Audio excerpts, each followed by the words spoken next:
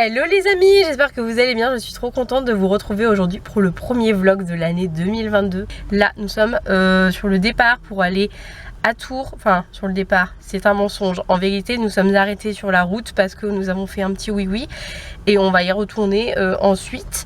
Donc là le petit programme de la journée c'est qu'on va visiter un peu Tours et ce soir on va prendre le Airbnb pour pouvoir fêter le 31 avec une copine que je n'ai pas vue depuis bien 3-4 ans et j'ai trop hâte et ça va être trop cool parce qu'en plus je vais lui présenter mon copain. Je suis si contente. Bref, je vous embarque dans ce road trip qui va être génialissime. C'est parti. Évidemment je tourne ce vlog fin année 2021, début année 2022.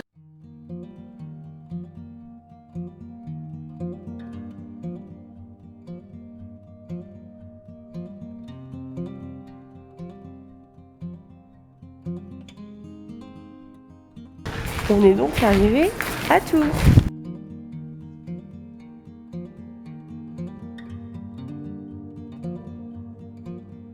Avant de passer à la suite de cette vidéo, j'ai envie de faire un petit arrêt pour vous parler de l'histoire du compagnonnage, de qu'est-ce que c'est, comment le mouvement est arrivé, etc.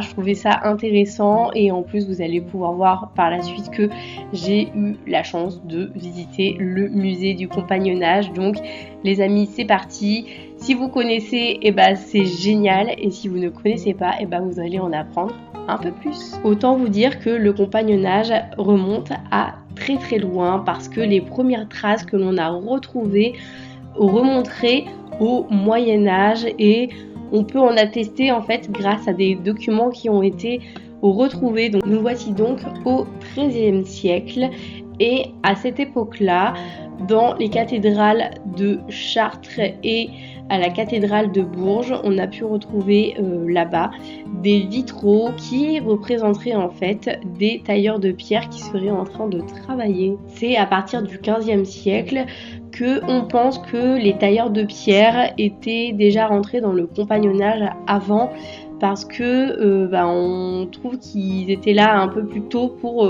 pouvoir construire des grands édifices, mais c'est aussi au XVe siècle qu'il y a d'autres corps de métier qui rentrent dans le compagnonnage, notamment les cordonniers, les couteliers, les couturiers, les selliers et les charpentiers. Les premières associations de compagnons se forment au XVIe siècle. Au XVIIe siècle, deux corps de métier vont créer respectivement deux associations de leur côté parce que ils ne savent pas s'entendre en fait, ils sont en conflit. Il s'agit donc des compagnons menuisiers qui vont donc créer deux associations, donc les compagnons du devoir et les gavots, et le deuxième corps de métier qui va aussi créer deux associations, ce sont les chapeliers qui vont créer aussi de leur côté les compagnons du devoir et une autre association qui vont appeler les droguins ou aussi les bons enfants. On remonte toujours le temps et on arrive maintenant au XVIIIe siècle. Le compagnonnage à ce moment-là commence à s'étendre à d'autres métiers qui vont être manuels et surtout ils vont commencer à avoir une implantation géographique un petit peu partout en France, pas partout encore mais dans quelques régions, donc notamment dans la Loire, la Maine, à Nantes, dans la Garonne, au Languedoc, dans la Provence, dans la vallée du Rhône, en Bourgogne, en Champagne et à Paris. Au XIXe siècle, on peut donc constater qu'il y a trois associations existantes sur le compagnonnage, qui sont donc les suivantes.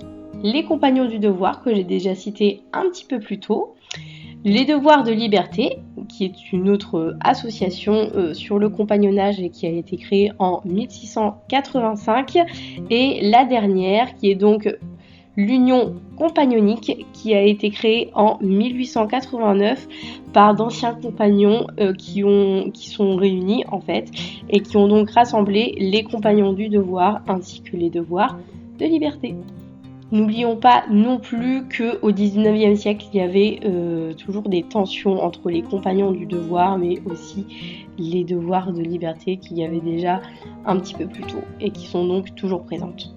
Au XXe siècle, suite aux deux guerres qui se sont suivies malheureusement, ils ont mis en place l'association ouvrière des compagnons du devoir et ainsi ils ont modifié les différents rites qui existent et qui mettent en place en fait dans l'association des compagnons et ainsi ils ont trouvé une nouvelle organisation au niveau territorial, donc dans chaque région où il y a donc les compagnons du devoir et à ce moment-là ils se sont implantés aussi dans de nombreuses villes encore et c'est pour ça qu'on peut en trouver maintenant quasiment partout en France.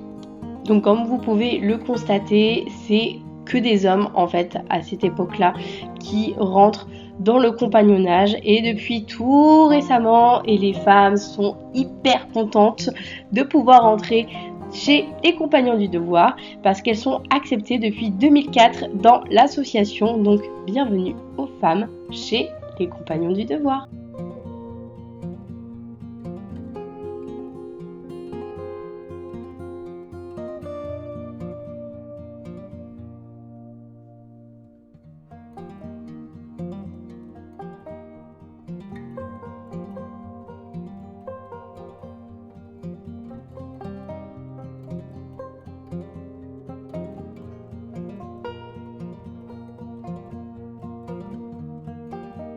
Avant de réaliser les chefs-d'œuvre que vous êtes actuellement en train de voir, les compagnons ont eu un parcours particulier avant de pouvoir mener à bien ce petit projet. Il y a des petites choses à savoir, bien évidemment, c'est que déjà l'association des compagnons du devoir, en gros, permet d'obtenir un diplôme en alternance en passant par des cours avec le CFA, en alternance avec des stages qui sont bien évidemment rémunérés et généralement ça se fait sur l'année, donc on va faire une ville dans l'année, des fois ça peut être deux, c'est ce que j'ai vu un petit peu en tout cas en faisant mes recherches et évidemment quand on va dans une ville il y a un lieu d'accueil pour les compagnons et les aspirants à devenir compagnons, c'est ce qu'on appelle les maisons des compagnons. Donc le jeune qui veut rentrer chez les compagnons, déjà il faut qu'il ait moins de 25 ans, il me semble qu'il doit avoir au moins un diplôme en poche. Une fois qu'il est inscrit, il a ce qu'on appelle une cérémonie d'adoption où on va lui expliquer un peu les valeurs qu'ils attendent en fait chez les compagnons du devoir et être sûr qu'il est bien conscient en fait de ce qu'il attend durant ces années en fait. Et aussi que lui montre sa motivation à vouloir rentrer chez les compagnons du devoir et expliquer un petit peu son parcours. Il me semble que c'est en gros ça. Si jamais je dis des bêtises, j'invite les compagnons qui regardent cette vidéo à me reprendre dans les commentaires pour être sûr que tous les abonnés qui regardent cette vidéo puissent avoir toutes les informations possibles que j'ai pas forcément en ma connaissance. Une fois cette cérémonie d'adoption passée, le jeune apprenti devient donc aspirant à devenir compagnon. Donc souvent on appelle ça un aspirant compagnon pour ces raisons-là. Et il a un travail à réaliser et pour pouvoir réaliser ce travail, pour attester de ses connaissances, il va donc faire un tour de France. Au cours de ces différentes expériences, à un moment donné, le jeune va se sentir prêt et donc il peut commencer à réaliser son travail de réception qu'on appelle aussi chef-d'œuvre. Et une fois que ce chef-d'œuvre en gros est terminé, les compagnons viennent voir le chef-d'œuvre qui a été réalisé en fait pour attester que le jeune apprenti a toutes les compétences et toutes les connaissances pour pouvoir devenir compagnon du devoir. Et une fois que c'est validé, le jeune devient compagnon.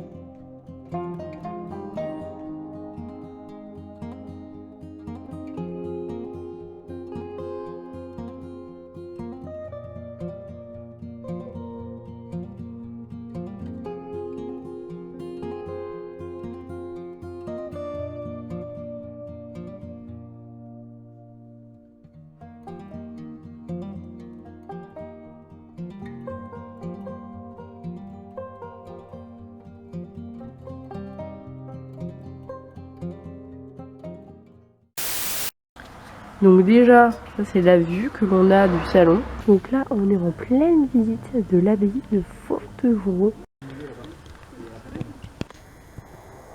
sommes rentrés, on va se préparer pour fêter le 31 dignement. Leur chien, lui il a ta fête, une fête.